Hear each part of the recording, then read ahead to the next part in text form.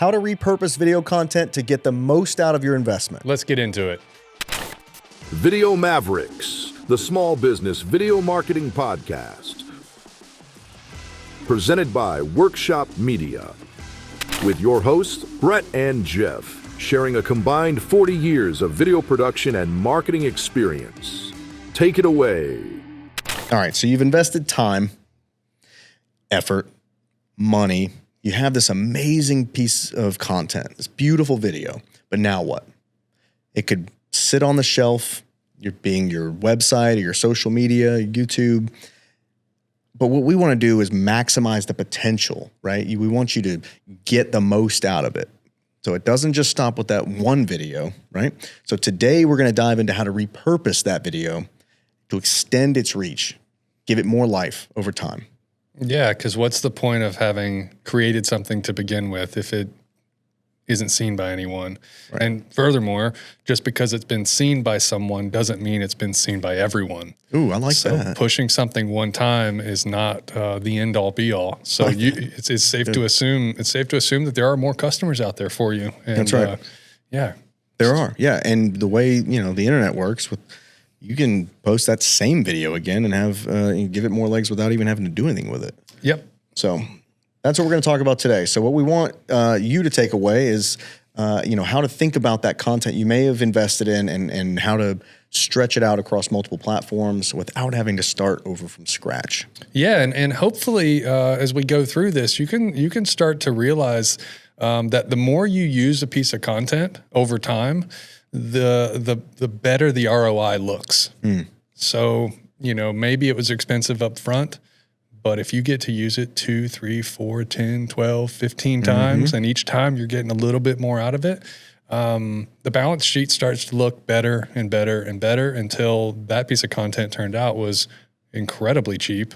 And it's doing wonders for you. So, so that's a kind of kicks us straight into maximizing your ROI. That's right. And capitalize on the effort without the additional spend. Right? Yeah, which I think for any small business owner, maximizing ROI is going to be one of the most important things that you're considering in every single decision that you're making. So and video marketers as well, we want to make sure that you get the most out of what you're paying for because we want you to feel like the investment was solid, right? Yeah, absolutely. So making one and it doing maybe a little bit and then dying isn't going to make you feel great. It's not going to make you feel good about investing in a video vendor, essentially. And frankly, as a creative, it feels really good to have the content get seen by people. Absolutely. So whether that's us making content on a professional level or you making content for your own business, it just feels really good to know that the hard work that you've put in is getting seen by people. So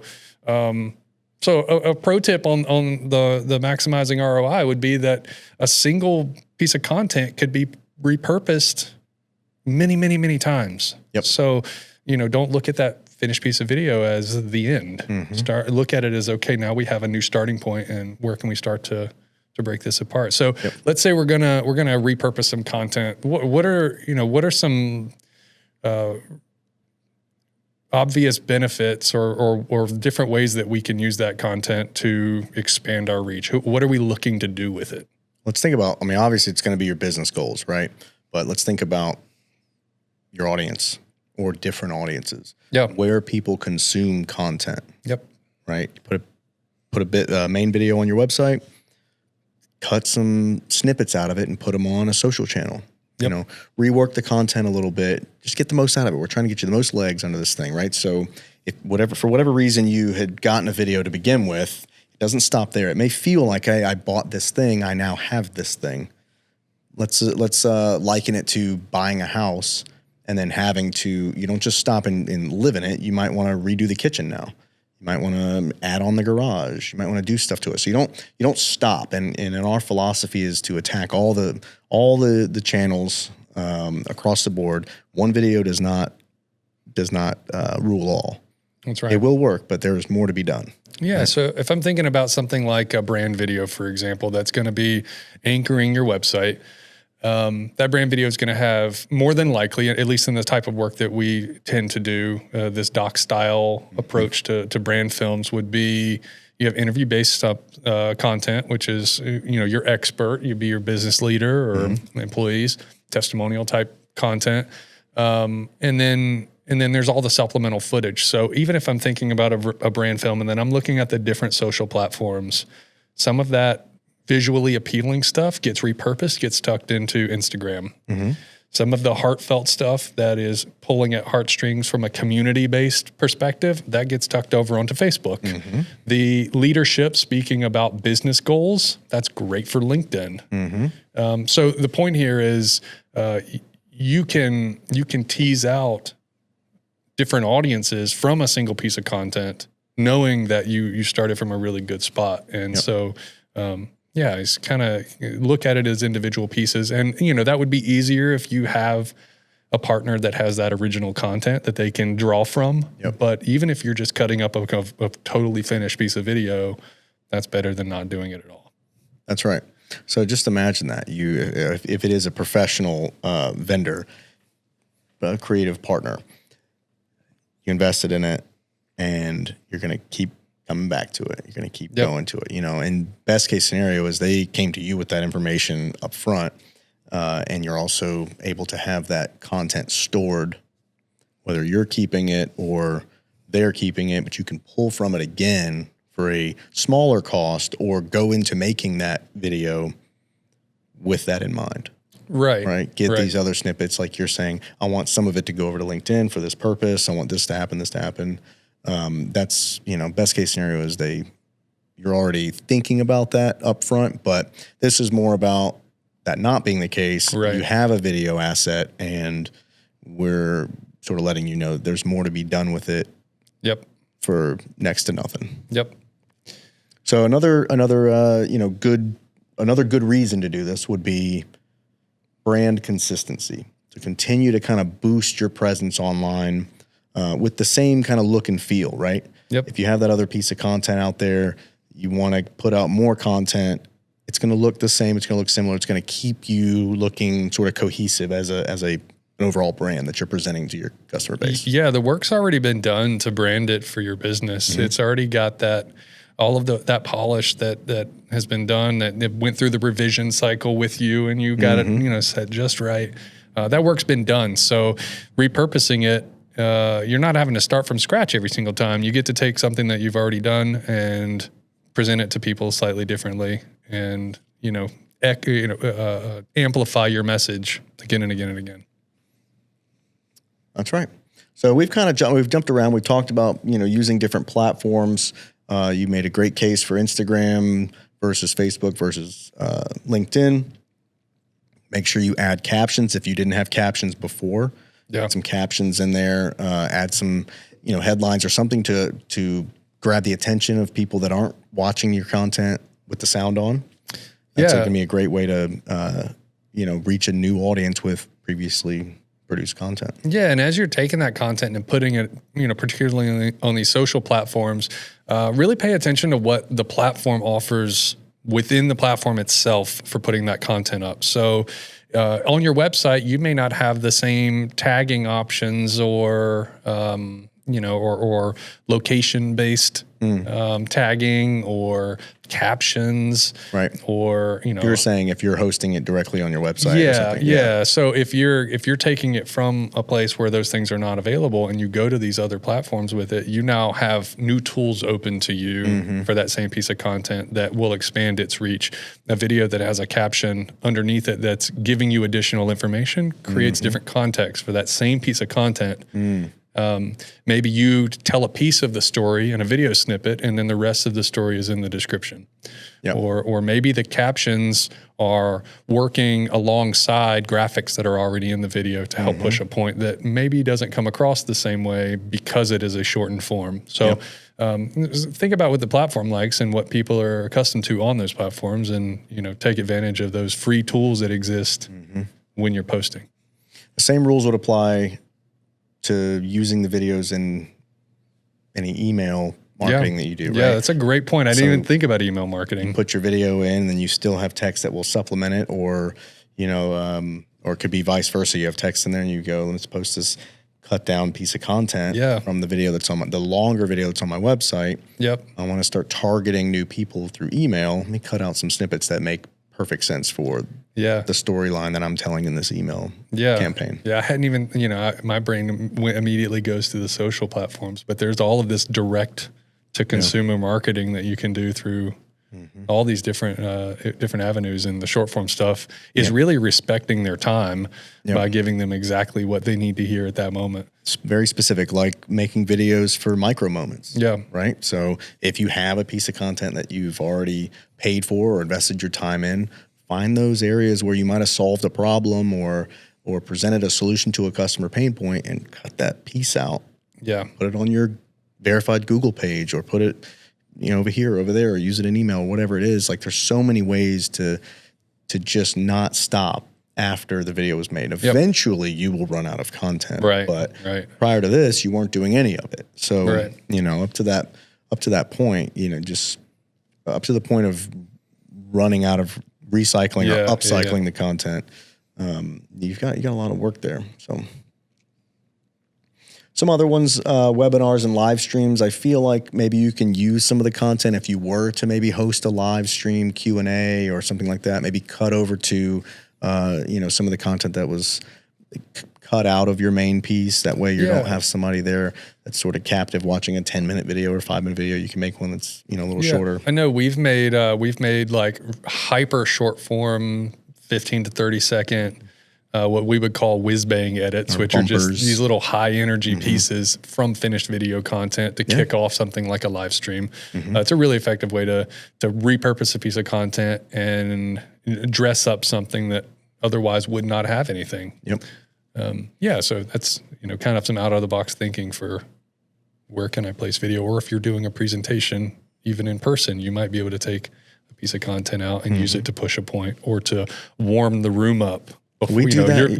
Yeah, that's a great point. We do that quite a bit for. It's sort of like that warm the room up, hype them up, the locker room speech kind of thing. Let's take the content and make something new out of it to kick off this big event, to get the energy going. It's the opening act for you, and that's cool. When it might be weird to bring an opening act for yourself. But how good does that? We've seen it with our clients. How good does it make them feel when they've, like you said, warmed the room up? That's wonderful. Because otherwise you're going, all right, everybody's seated. Okay, well let's just get started. Number one, he's like, let's watch this first and get you guys hyped. It's setting the stage. So something that just kind of dawned on me, what about using the visuals as what we call background plates for social content? So not actually using the whole snippet, but just going, that shot of the guy welding in the shop was really cool. Use that as a visual, visually striking piece, and then have your voiceover pop up in animated captions or something. Yeah. You see it all the time. Or no voiceover at all. You could take the visuals, turn the audio off right there inside of the app, and then put your own text over top of it. And now you've taken what would otherwise be a still image. You've now given the platform video, which they're hungry for. And when your customer scrolls to that, they're going to stop because it's moving and it's something. Well, what's going on there? Yeah. And now they're sitting with your content. So that's a great point. And conversely, you could do the same thing using the sound with a different visual. So you might have a great sound bite from your leadership. Take that sound bite and put it underneath something else, some other visual. Maybe there's an event coming up and they're going to be speaking as thought leadership at, some event. And now you've got a quote from them that you can hear while you're seeing their image or you're seeing a flyer or something like that. So, there's a lot of repurposing here, isn't it? There's a lot you can do. Yeah. So how about no visuals? How about audio only?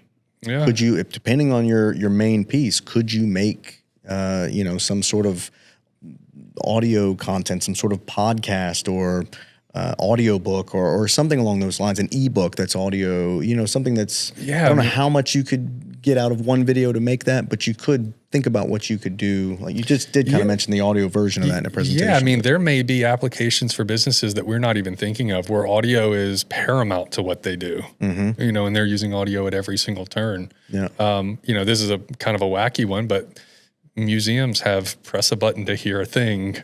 It's not so far-fetched to think that type of technology is being used in other places and that we just have not been directly connected with. So what about a QR code? You scan it and some visuals come up in a slide deck and you have the audio from it. Yeah.